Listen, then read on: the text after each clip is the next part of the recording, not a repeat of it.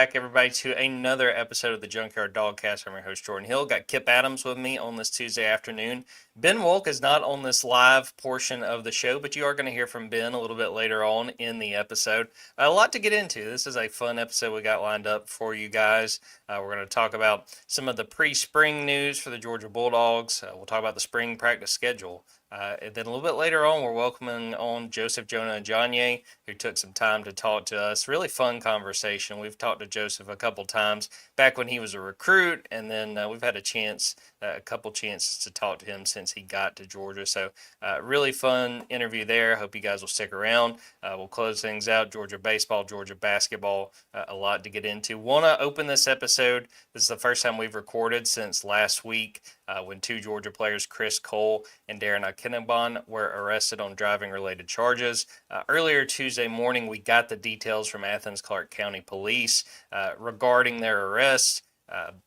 The reporting officer stating that Chris Cole was clocked going 105 miles per hour, and the estimation that Darren Akinabon, who was following, was going roughly the same speed. Would encourage y'all to go read the details over there at dogs247.com. We've got everything that was in that incident report. And, wanted to talk about it just briefly, Kipp, but it's a situation we see time and time again with Georgia players. And Georgia, the University of Georgia, the football program specifically, has this reputation now. And I don't know what it's going to take to break that reputation. I mentioned this on the board. It's been talked about before that, in the NIL era, Georgia can fine players for things like that. You would have hoped a few years ago, when Devin Willock and Chandler LaCroix lost their lives in an incident, that it would have caught people's attention and would have been a wake-up call to prevent this sort of thing from happening. But it continues to happen. I don't have the answer for it. I also am, I understand if I was a 17, 18, 19-year-old with the access to these kind of cars that they have, that I would probably make some bad decisions, but that doesn't excuse it. It's a situation, Kipp, that we just continue to see, and I don't know that I have the answer for it rather than just find the players. I don't see anyone getting kicked off from this situation. It's a situation that, Georgia, if Georgia's players continue to put themselves in this position, that is why the reputation at Georgia right now is what it is. Yeah. One side, it's a misdemeanor, so these players aren't going to be suspended. This will be extra conditioning, the air quote fine situation for both of them. But at the same time, when you're going triple digits, like you've exceeded the just regular speed scenario where people are like, why didn't they just give them a ticket? Guys, when you go over 100 miles an hour in any situation, like you are turning your vehicle into, a dangerous weapon at that point. And so I think they're completely justified what the police department did on their end. And I think overall, for the people just wondering, like, this happens everywhere, why is it not reported so much at Georgia? 2 people died. That changes the calculus here with the whole situation. Like, once you have deaths around a football program that are based on reckless driving, then reckless driving is going to be a narrative around the Georgia program until the numbers go down. You go in off season without having somebody arrested for a driving incident. Is that impossible? Maybe, but I think you have to continue to report and make sure that there's accountability, because, like I said, we've had the loss of life around the Georgia program. Now it's just a different situation for them, and where Kirby Smart's going to have to, I don't know, like you said, there's no answer for it, but there has to be a continued additional efforts to educate them as best you can, because you can't take the keys away, you can't take the cars away. You just have to educate them and try to help them make the best decisions possible. Genuinely hope that this is an eye-opening situation, not only for Chris Cole and Darren Akinabon, and I give them both credit for the statements they put out. I thought, it was well written, and I hope that they take those to heart. And again, I hope that everyone involved and everyone around the Georgia program, that this is a lesson, and that hopefully we don't have these conversations going forward. Let's talk about some good news for Georgia football, and it starts with one of the newest hires. It seemed like there was a chance that Phil Rauscher was going to be a very short, his tenure at Georgia was going to be very short as far as the offense being the offensive line coach. Football Scoop had reported last week the Las Vegas Raiders were very interested in hiring him. He has a history with Clint Kubiak, who is the Raiders head coach. Ultimately, the Raiders hired somebody else, and all indications are that Phil Rauscher is staying put. Kipp, how big do you feel like this is for Georgia? One, to keep Phil Rauscher, a guy they were obviously very excited about adding.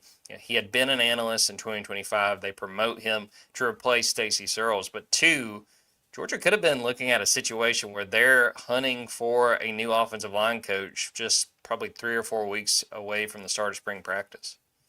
Yeah, I guess maybe Georgia wasn't just lazy with the promotion here. They actually hired a guy the NFL was trying to get from the Georgia program. And this offseason, I mean, this may be recency bias, but more so than any, like it seems like the NFL hired like half of the coaches in college football this offseason. Like every day, it was like 4 or 5 guys were.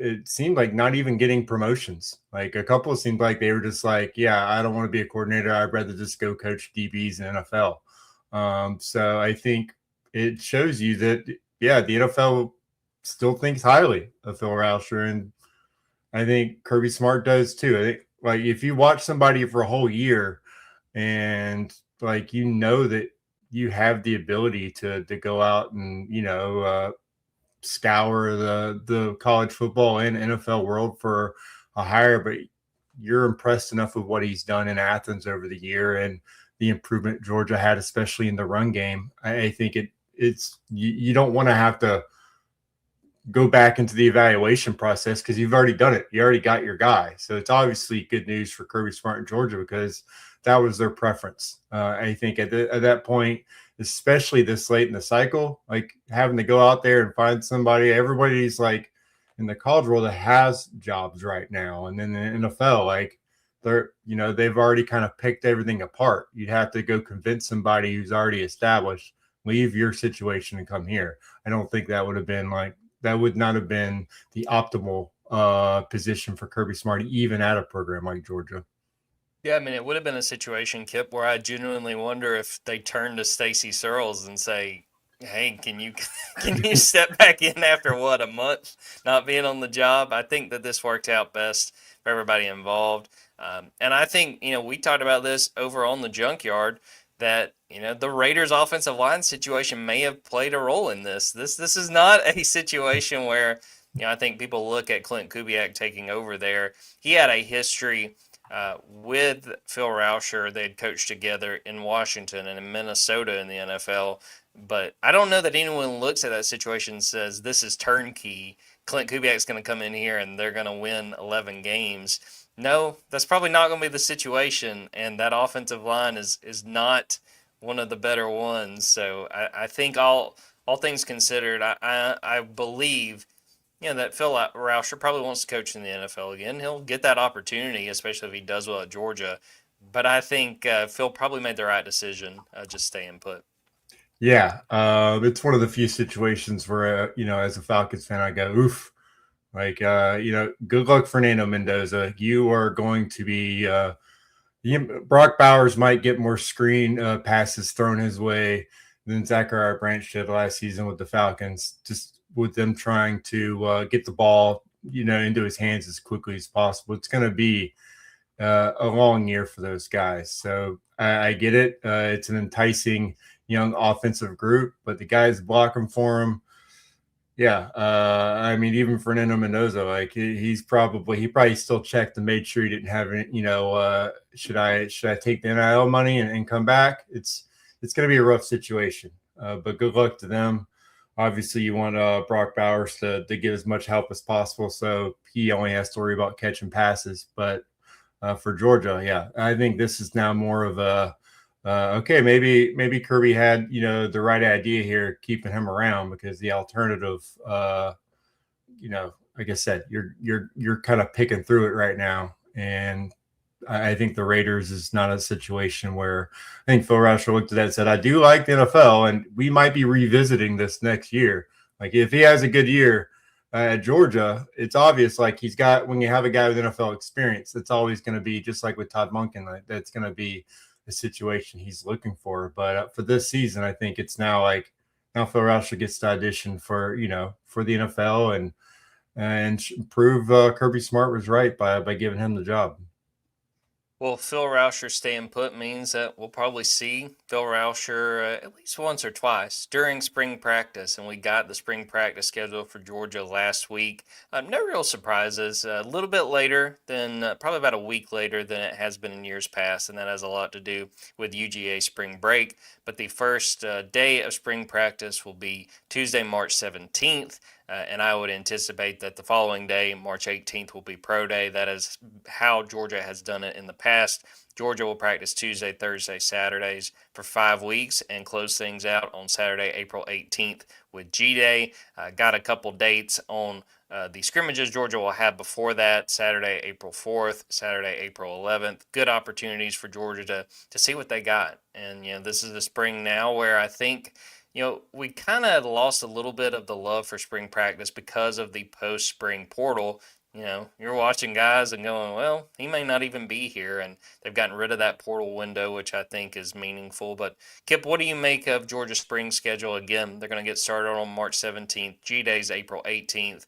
What do you think of how the schedule's come together and what you'll be looking for? Well, initially I have to say, oops, I definitely guessed the G-Day date wrong. Did not look at the spring break at all. With a son at Georgia, it's kind of embarrassing for me. So I'm going to miss the spring game. So that's not, not ideal for me. But I'll just say what I'm looking forward to. Like, it might seem the most boring thing possible, but I want to see who the backup center is, because you got, Malachi Tolliver is going to be getting all that run with Bobo out. Like, who comes in? Like, who is that? That next guy? Is it Cortez Smith? Is it one of the true freshmen coming in? Because now you kind of see, like, it's important to know who those guys are, because Drew Bobo is expected to be back, but we don't know when he's going to be back. That's a major injury that he's returning from, and procedure. So I think at this point it's that is just going to be one of those positions where I'm fascinated by. And obviously, we just talked about Phil Rauscher. There's a whole offensive line. Like, okay, so how's Juan Gaston look? Is he down to like 350? Has he got his weight in check? Is he ready for right tackle? Ernest Green, bringing him back. Like, you're back to left tackle. How's that look? Who's the left guard? It's offensive line for me. I just think that's, like, staying on that topic. Like, want to see how that group looks, as they start spring practice, because I just think that, again, that's going to be what kind of makes or break how that offense is able to perform. Like, how much of the playbook they're able to use is going to be based on how well those guys are opening up holes and in protection. It's very basic for me, but the receivers, I want to see what this group does. We've talked about it to death already this all season because they have big shoes to fill. And then, again, very basic for spring practice, but how do these freshmen look? And I'll just tease, Joseph was very complimentary of a few of the freshmen, and you'll hear that in a little bit on the podcast. But, how do those guys step up? Do some of those guys emerge, assert themselves? Mentioning Juan Gaston, he was the guy by the end of spring last year that there were people talking around the program like, okay, this guy could help us right away. Mm-hmm. And then you have Dontrell Glover join in the summer, and then he winds up asserting himself too. So pretty wild to be thinking that we're almost back to spring practice, but excited for it and ready to get it going and see what we can learn. All right, we're going to take a quick break. Before we do that, wanted to shout out to AMP Sports Agency, Stefan Aguilera and Jacob Piasecki They helped us get Joseph Jonah-Ajonye. Excited to have him for the show. Also want to encourage folks who are watching and listening to subscribe to dogs247.com. Join us over on the Junkyard. We still have our sale where you can get the VIP membership, the annual membership for just 50% off. Get 50% off of that deal. Great time because, like we said, spring practice is about to get started.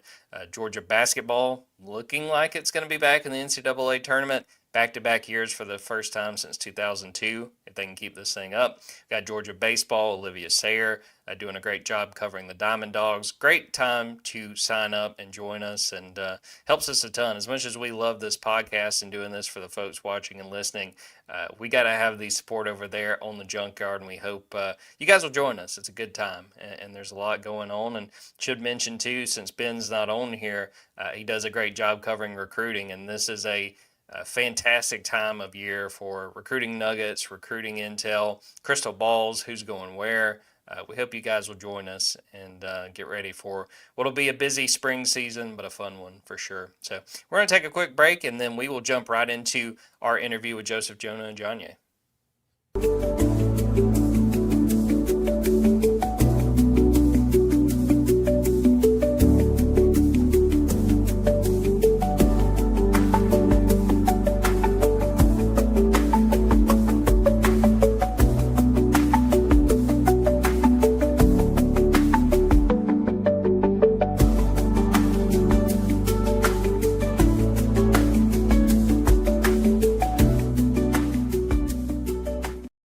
Welcome into the show, an extra special guest. I think that's more extras than anyone's ever gotten here. It is the former 5-star in the 24/7 Sports Composite Rankings, redshirt freshman, soon to be redshirt sophomore, defensive lineman from Oak Ridge, Texas, by way of, as the flag in the background shows, Nigeria, Joseph Jonah-Ajonye. So good to see you, man. Thank you for joining us. Of course. Thank you for having me. Absolutely. So I wanted to start here because, obviously I got to know you a little bit through the recruiting process, and it always fascinated me that you said Georgia was your dream school. And I always thought that was interesting as a guy from Nigeria who moved to play high school football in Texas that you referred to Georgia that way. Has the experience through 2 years, how would you say that's lived up to the dream expectations that you had for Georgia so far? Yeah, it's met up to every expectation, the hard work, the coaching. It's everything that I expected and more, So, yeah, I chose the right place for sure.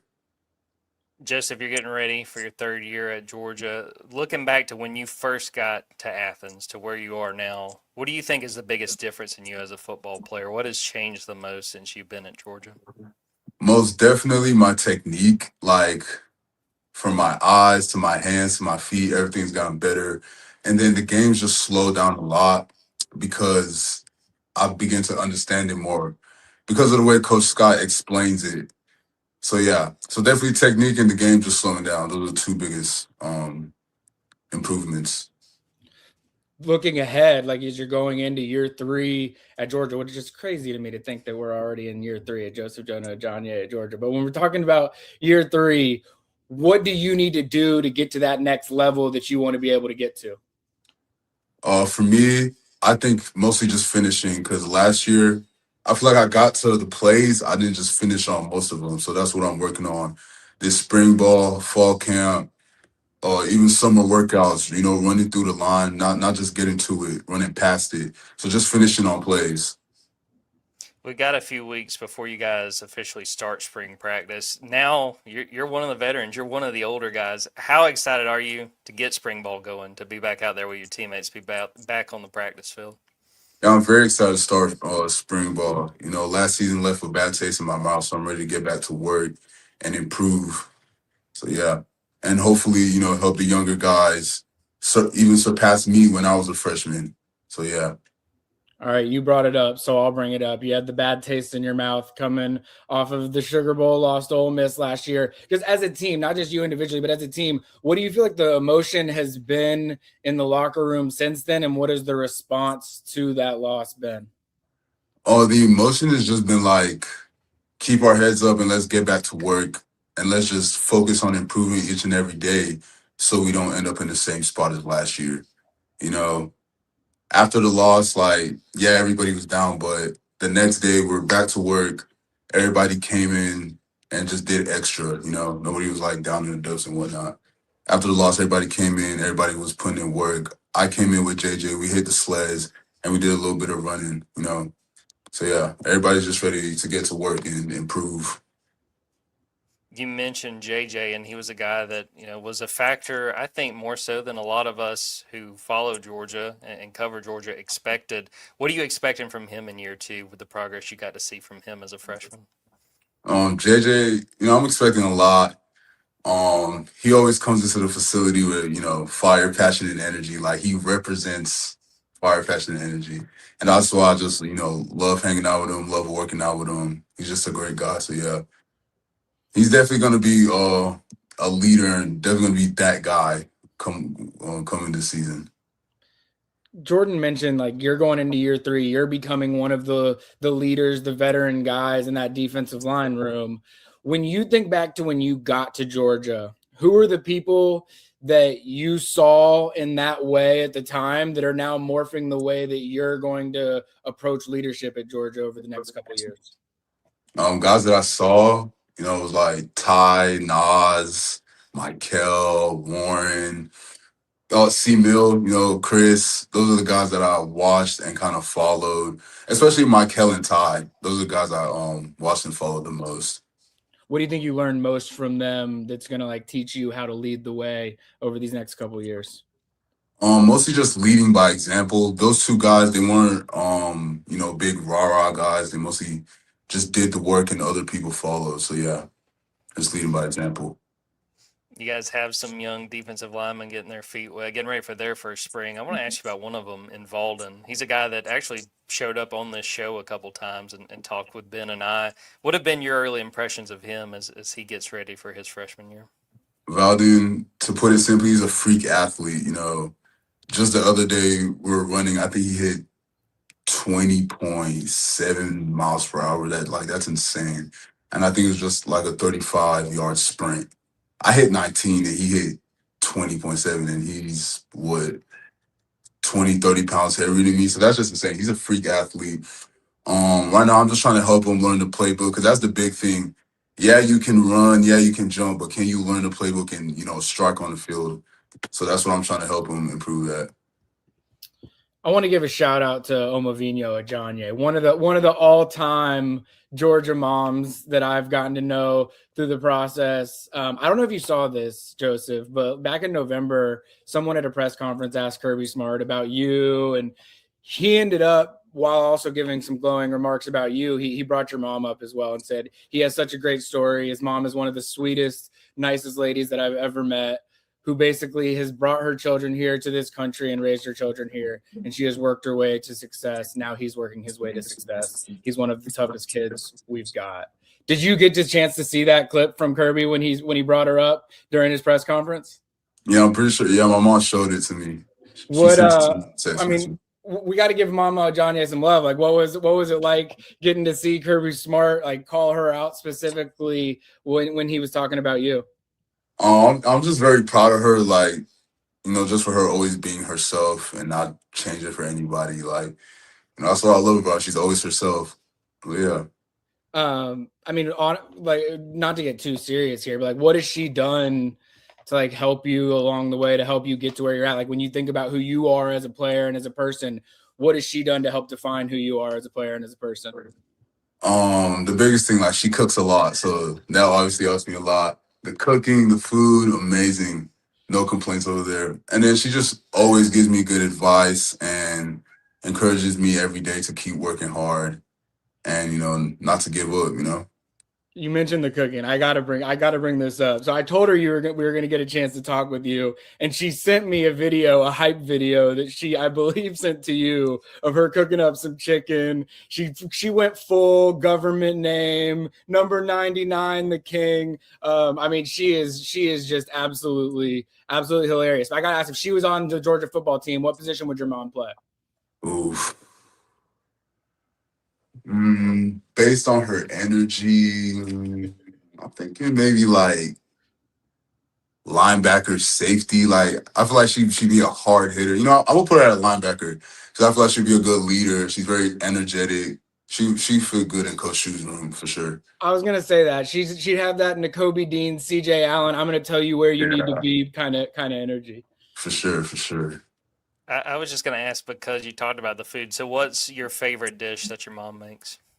Jollof fries with chicken and plantain. Can't go wrong with that. Really, any type of meat. It could be goat, fish, any type of meat, but jollof fries and plantain.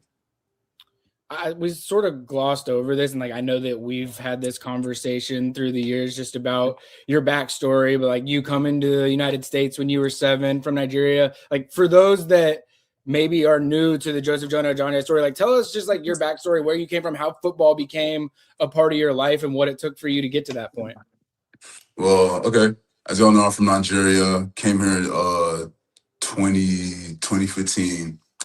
And football was introduced to me by my uncle. And basically, I went up to Philly for a vacation, summer vacation.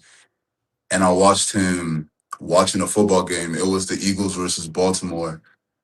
And I don't remember who won, but I remember asking him about what this game was. And he just broke it down. Basically, a bunch of men wear helmets and they hit. And I was like, okay, cool, that's interesting. But I didn't start playing till freshman year of high school. I wanted to be a basketball player because my dad played basketball. But as I played it, I kind of felt out of love for it because I'd always foul out, it wasn't physical enough. Then my coaches put me onto football and I just fell in love with it. And yeah, life is life.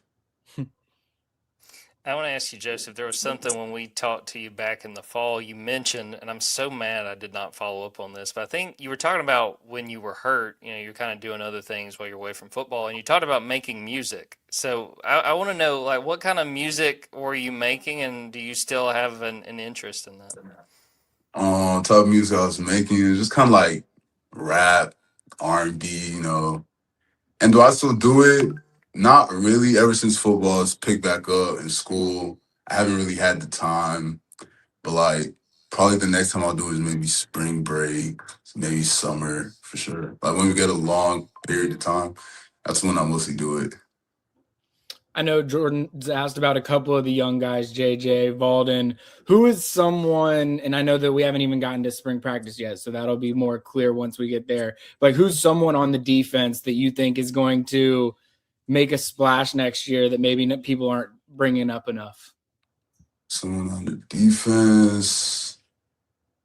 PJ.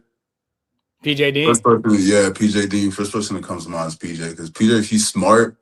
And just like Val, he's very athletic. He almost hit 22. Like, that is just insane. So, yeah, PJ. Another person I want to shout out is Zyke. On the offensive side, Zyke, he's going to be a dog. Like it's crazy. He's just athletic. He's smart. He's kind of like JJ, but, on the offensive side of the ball. But, yeah, I want to give Zyke a shout out. That's interesting. So what, obviously, I mean, he's on the other side of the ball. I'm assuming that I would think the defensive line and the offensive line are, butting heads too much for you to be wanting to give him a shout out like that. What's he done in such a short period of time to be able to show you that? Like, what really, caught my attention is during bowl practice. I remember, the first practice, because he was a freshman, I was like, okay, I'm going to take it easy on him. I don't want to, hurt him. But, when the ball snapped, he hit me. And I was like, oh, this kid has some power. So I was like, it was insane. His technique as a freshman was really good. He was moving his feet. He wasn't standing still. He was actually, working his hands. And that's just what caught my attention. So, yeah, very technical dude. He's smart, athletic. So, yeah, shout out to Zyke. Shout out. Mm-hmm. Yeah, Joseph, Zyke played some defensive line in high school. Are you trying to recruit him to come back on the other side of the ball? I tried, but no, I think he's just in offense. He's good at offense. He's good at offense. We're a few weeks away from spring practice starting. When you look at those 15 practices, which includes G-Day, what do you want to accomplish as a defense? What do you want to come out of spring ball and say, all right, we got better at this before 2026? Off the top of my head, mostly pass rush, getting to the quarterback. That's what I mostly want to work on, and the D-line too. That's mostly what we talk about, just creating pressure. Awesome, Joseph. Well, thank you again for coming and joining us, for answering some of our questions. Great to see you again as well. And I don't know, we're counting down the days now until you're back full on in spring practice. But I know y'all got back doing workouts and things like that this week, right? Mm-hmm. Yeah. So best of luck with everything. Try and, get as much sleep as possible as well. Of course. All right. Thank you so much. Thank you for having me. Again, want to shout out A&P Sports Agency for helping us get Joseph on. Kipp, that's the first time you've had a chance to listen to Joseph. Anything stand out? What did you think of what he shared with Ben and I?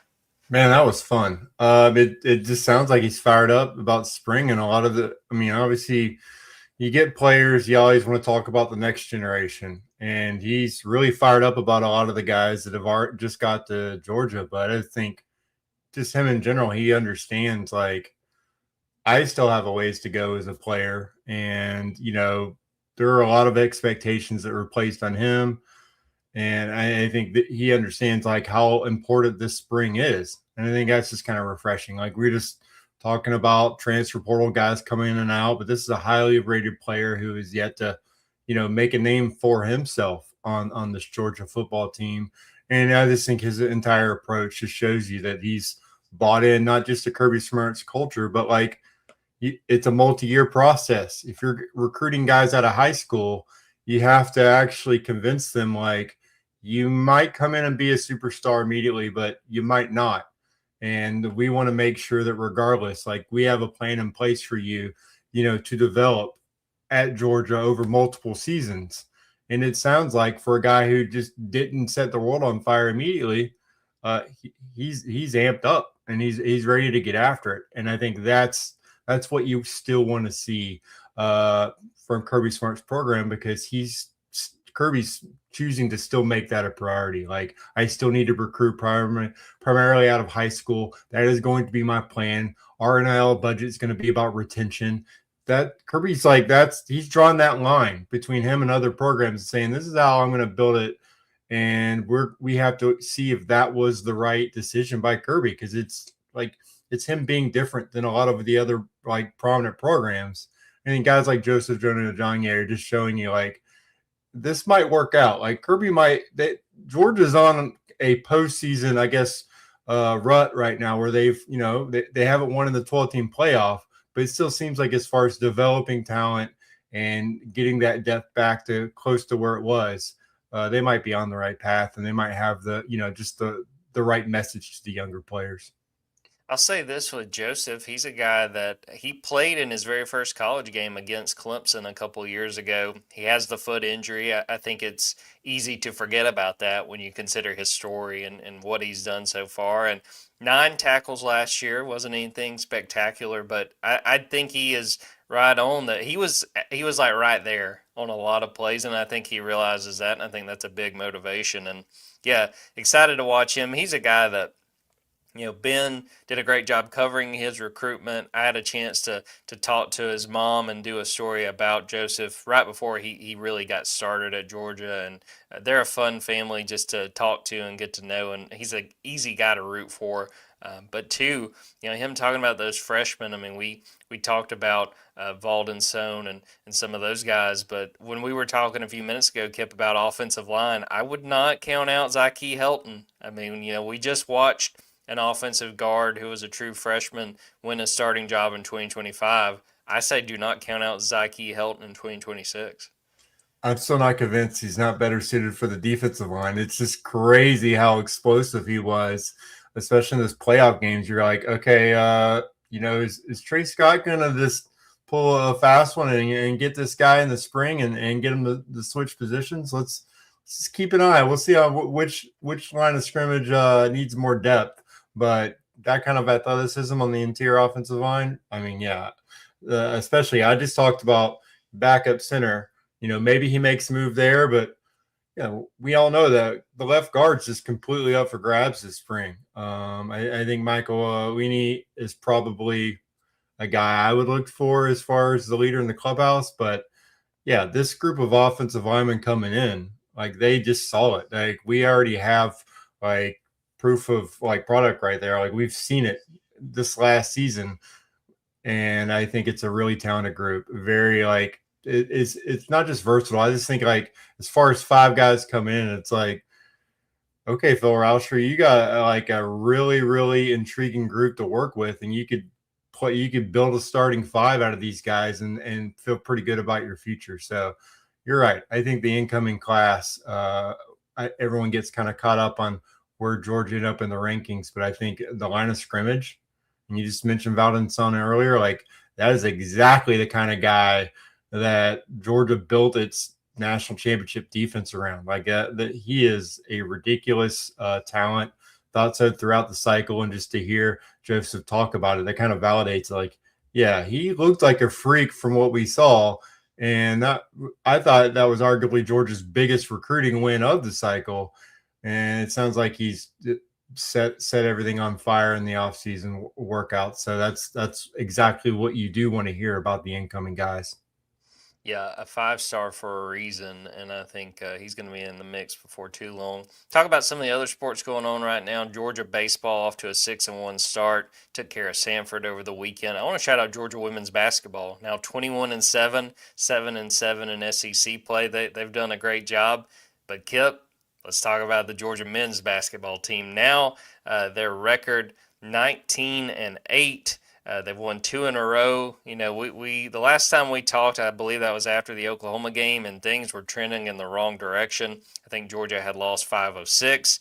Man, what a week. 86-78 at Kentucky on Tuesday. Only the 5th time that Georgia has ever won in Rupp Arena, and they follow that on Saturday by beating Texas 91-80. And man, Georgia picked the week to turn things around. It felt like they were kind of slipping off that bubble. Now they've reasserted themselves and put themselves in a great position with 2 weeks of the regular season left, 4 games to go. Kipp, what did you think of the week Georgia basketball had and just where they are positioned with the end of the regular season in sight? They're right back to where they need to be. We said that they need to split every week, right?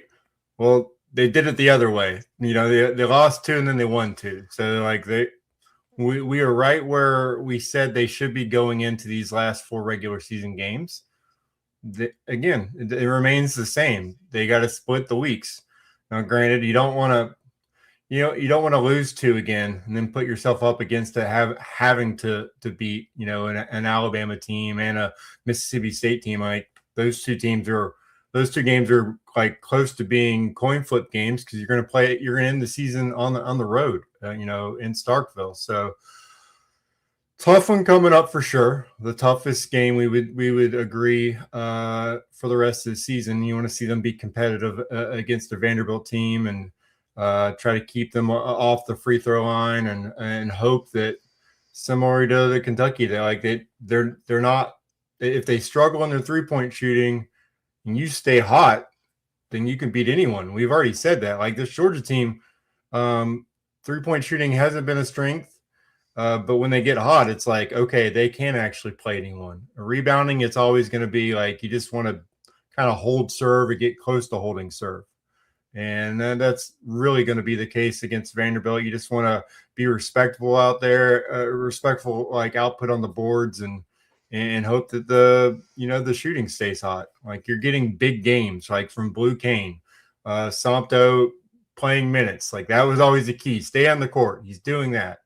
And I think that's kind of where things are right now. Interesting with, you know, Wilkinson coming off the bench. Like, do we continue to see that? Like Cannon Catchings, like when he's hot, when him and Blue Cane are shooting, like it's like, okay, like these guys can win a tournament game, which is kind of still where we're at. Like they're probably right around a 9 seed right now, which puts you just kind of knocking on the door of being able to win a tournament game. But I think at this point, compared to where they were, like we were wondering, like, are they going to make the tournament?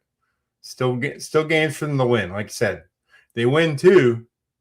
You know, you beat South Carolina, you beat either Alabama or Mississippi State. You know, you feel pretty good.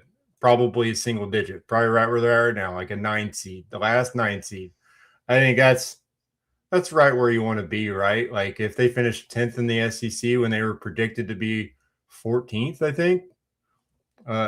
I think you're on the right path, which is not like you're not overachieving, but you're not underachieving either, which I think that's just like where the Mike White arrow goes. You still want to kind of, go in the right direction, win a tournament game, and then you're still showing improvement another year. So I think that's where the goal should be right now.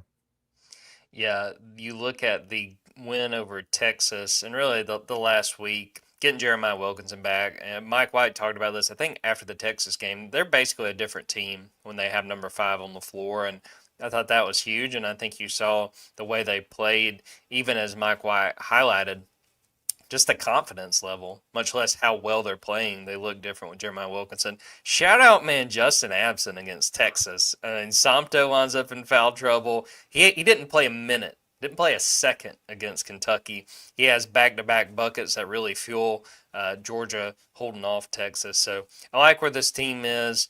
I think the ultimate goal is to get to the tournament, try to win a game. I don't think Georgia's won a game in the NCAA tournament since 2002.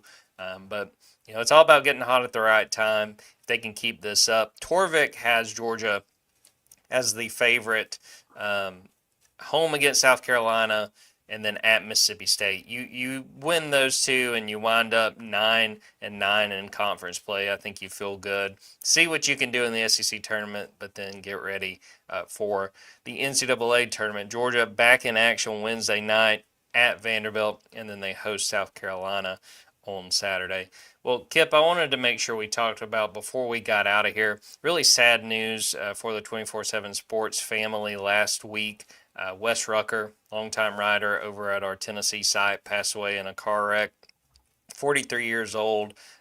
He leaves behind a wife and a son and a daughter on the way. And I've been really happy to see folks over on the Junkyard sharing the GoFundMe. I would encourage, if people are watching or listening, to go check that out and help if you can.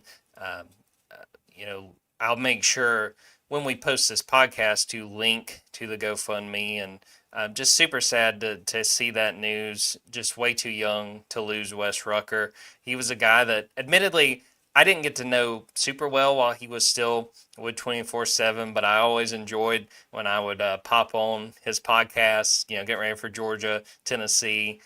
Always had fun with that. He would always, for every football game, send this questionnaire, and it had to be at least 25 questions. But, a lot of it was like relevant stuff. But then it got into the absurd of like, all right, you're a baseball player. What's your walk-up music? And if nothing can kill cockroaches, then what's in cockroach spray or something like that? Like, it just got way out there. But I mean, I think that really was, who Wes was. I think he had a lot of fun with what he did. He was great at his job, and he did the serious stuff too.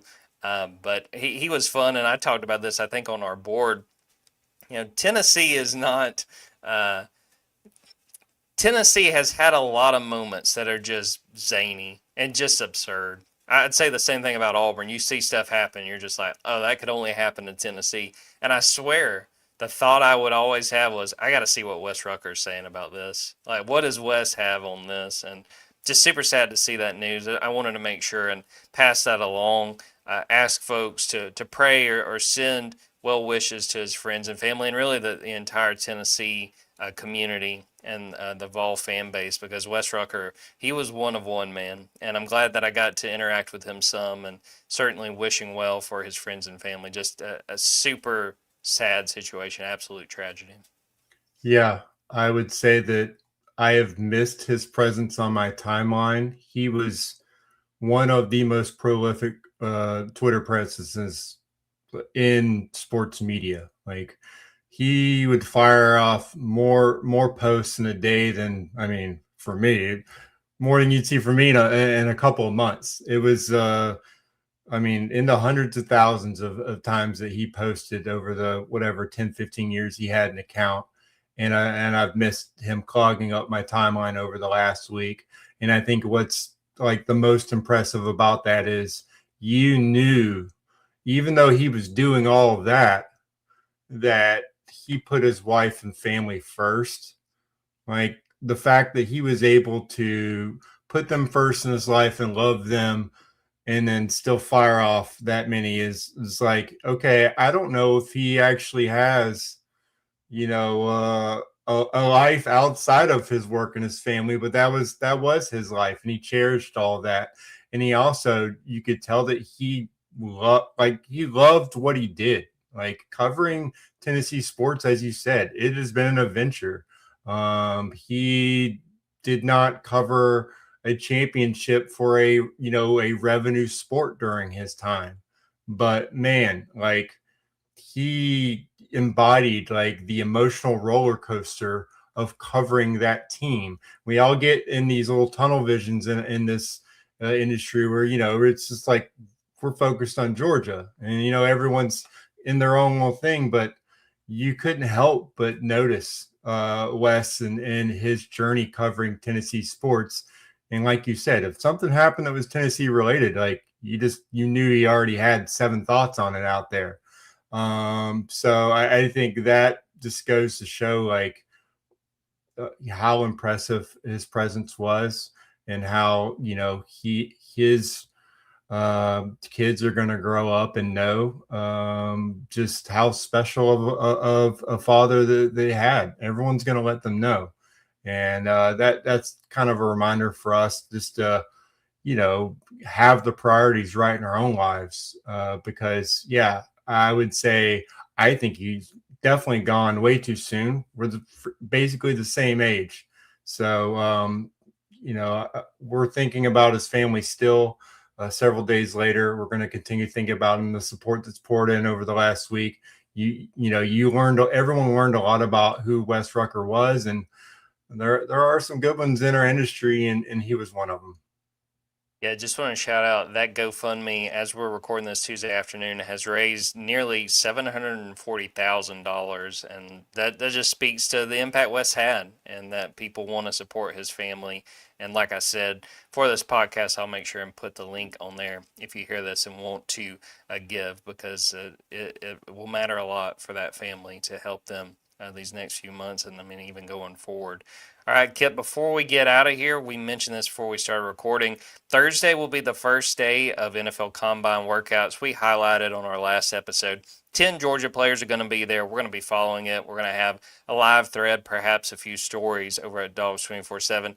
Give me one Georgia player that you're going to be watching eagle eye. You are really going to be paying attention to see what they do up in Indy. I think Monroe Freeland's going to run a sub 540 and have a vertical jump leap over 30 inches. And I think that's going to solidify him, not just as a first round pick, but he might be closer to the middle of the round, and one of the first, I'll say, 3 offensive tackles off the board. People just talk about his, I guess, air quote, lack of experience. But I mean, we've seen Amarius Mims, we've seen Broderick Jones, like guys that's coming at Georgia. You could put on that kind of film, and then you go out and tear the combine up. You go fairly early in the first round. I think that's where Monroe Freeling is. And I'll just say Dalen Everett, I'll set the over-under on 4.4 flat. I think that's where it should be. That combine, if they run in Indy, it's so freaking fast. Like even with CJ Allen, like I just think sub 4.6 for him. I wouldn't be surprised he runs a 4.56, 4.58 out there. I think he's kind of one of those guys people are sleeping on and saying, well, he's not, Roquan Smith fast. And I just think with the way they're training for the combine and the way that how fast they run times there, don't be surprised if CJ Allen does really well for himself. The guy I'll be watching is Zachariah Branch. I think he's already viewed as a top 50 prospect going into this draft. I think he's going to really help himself, and super excited just to watch all these guys. I think it's going to be another productive combine for the Georgia Bulldogs, and I think we'll have no shortage of stuff to talk about going forward. We'll get ready, and in this episode, do want to shout out, if you're watching or listening to this, keep an eye out on Thursday. We've got a Stay Woke UGA recruiting show. Really good stuff with Ben. Jaden Wade made an appearance, did an interview. Noah Parker, Noah Parker, the running back commit in the 2027 class. Jaden Wade, the quarterback commit in the 2028 class. That'll be out on Thursday, so keep an eye on that. Thanks to everyone who watched and listened to this episode live. Be sure to go subscribe to dogs247.com. Please take advantage of the 50% off sale going on.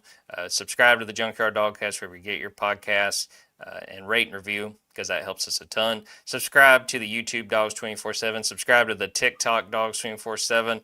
We just, looking through, added to the TikTok, Wes Johnson having a little bit of fun and having a little bit of a rant. It's been a little while since we've seen a coaching rant, so fired up the TikTok for that. So we'll end the episode right there. For Kipp Adams, I'm Jordan Hill. Until next time, take care, everybody.